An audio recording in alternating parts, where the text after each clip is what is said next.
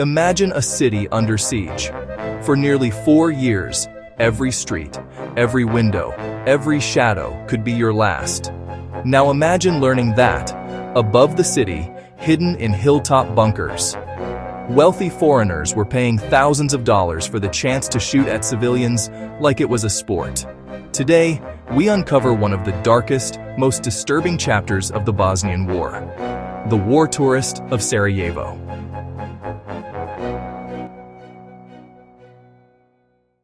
To understand the horror that unfolded in Sarajevo, we need to go back to the early 1990s, when Yugoslavia, once a multi-ethnic federation, began to fracture.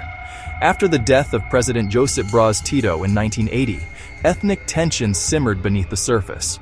Nationalist leaders exploited these divisions. And by the early 90s, the delicate balance collapsed.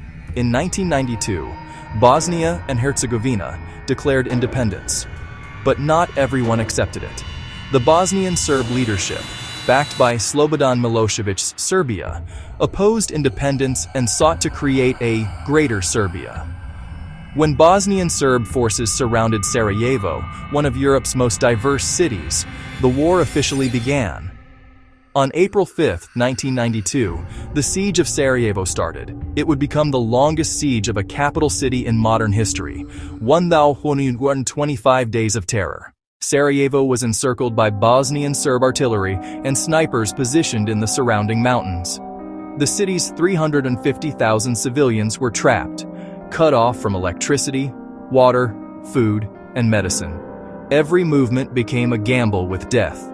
Children were shot while playing. Elderly people were killed collecting water. Families risked their lives simply walking to work.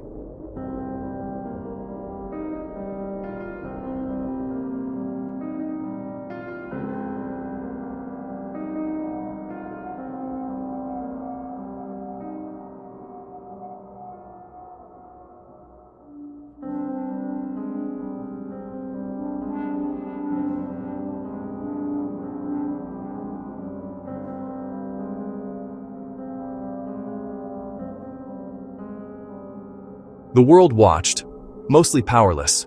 But in the chaos, something even darker emerged. Hidden within the siege was a disturbing secret.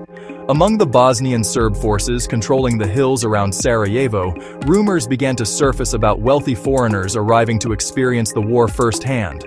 Not as journalists, not as volunteers, but as tourists. And not just any tourists. Tourists who wanted to shoot at civilians. Some were said to be thrill seekers. Others were extremists, sympathetic to Serbian nationalists. A few were reportedly businessmen who wanted to experience a real war. These individuals were allegedly escorted to frontline positions where, for a large fee, sometimes tens of thousands of dollars, they were allowed to pick up a sniper rifle and fire into the city below. The people they shot at were not soldiers. They were everyday Sarajevans, students, mothers, children, trying to survive. Some days, the shots didn't sound like the regular snipers. It was like they were excited, like it was entertainment. Investigations after the war revealed multiple reports of foreign fighters and outsiders who joined sniper units briefly, some paid, some welcomed as guests. In these hilltop positions, life and death became a game, a grotesque form of dark tourism in the middle of Europe. By 1994, the world could no longer ignore the sheer brutality of the conflict. Massacres like the marketplace bombings in Sarajevo shocked the international community. NATO launched airstrikes against Bosnian Serb positions, weakening their control.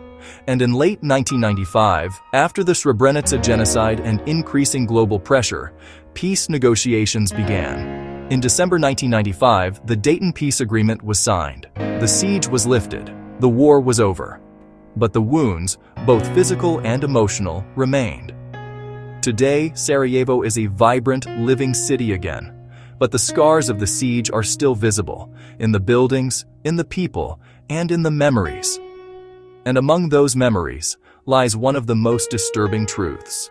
In humanity's darkest moments, some people didn't just watch, they paid to participate. The story of the war tourist is a reminder that war isn't just fought by armies. It's suffered by civilians and exploited by monsters.